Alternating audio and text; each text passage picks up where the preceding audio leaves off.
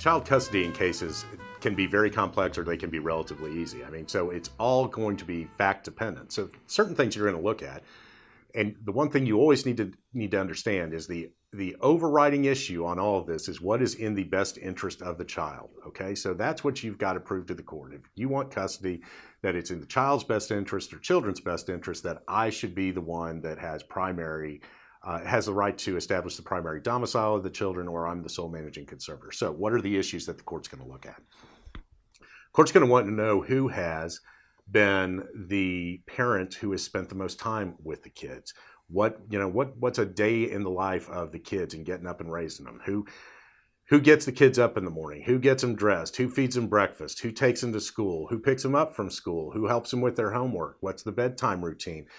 Do they have extracurriculars? What are those extracurriculars? Are you involved? Do you just go to the games? Do you coach the games? Who's helping with homework? Who's all of these types of things? Then you're looking into other issues. Are there certain issues that one parent has that the other doesn't that concerns you? Does mom or dad exercise poor decision-making skills? Does mom or dad have a drug or alcohol addiction that the kids are witnessing? Mom or dad drinking too much, or even worse, are they being driven around when mom or dad are drinking too much or doing drugs or something like that? Does mom or dad have a sex addiction? Are the kids exposed to that in any way? Do they, does little Johnny go and, hit the enter button on the Mac and, a porn site comes up? Well, the judge isn't going to be real thrilled about that. If one of the parties has any of those addictions, is it active? Or are they in recovery? If they're in recovery, how long have they been in recovery? Those are all things that are going to be very important. So let's say that you've got competing interests there, where still one party thinks let's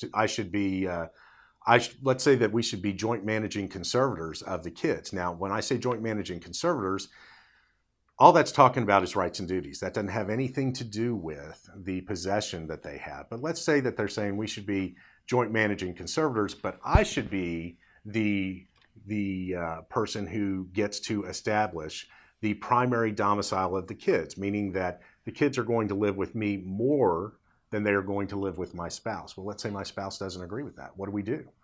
Well, you're going to end up going to trial. Well, let's say that it's kind of a toss-up as far as what you know of the facts.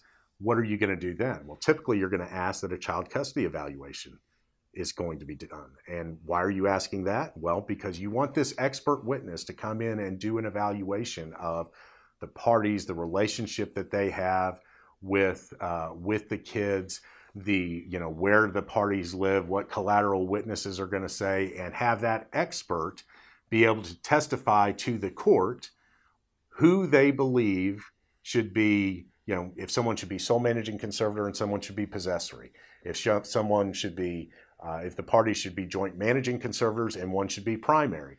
They're also going to make recommendations over what the possession schedule is going to be. Is someone going to have a standard possession order? Is someone going to have an expanded possession order? Are the parties going to have a 50-50 possession schedule? If it's a 50-50 possession schedule, is it week on, week off, or is it going to be with dad for 2 days and then mom for 2 days and then you alternate weekends? I mean, so there are a whole number of different ways that this thing can fall out. And so much is dependent on the issues that I just talked about, not to mention, what are the ages of the kids? How many kids are there? Are they male or female? What issues do they have? Are there learning disabilities? Are there, what other issues are out there? So it's all going to be very, very fact dependent in the recommendations that are going to be made. So what you need to look at coming in to meet with me or meet with some other lawyer is you need to look at how involved have I been? What are the issues that I have? What are the issues that my spouse has? Who is the primary caregiver for these kids? Okay, how do I define that? What do I do with the kids on a daily basis? What does my spouse do with the kids on a daily basis? And be able to come in and articulate that so that either I or some other lawyer can sit down and tell you, okay, well, that's great. Here's what I need to know, or here's what I think we need to do to get you from step A to step B.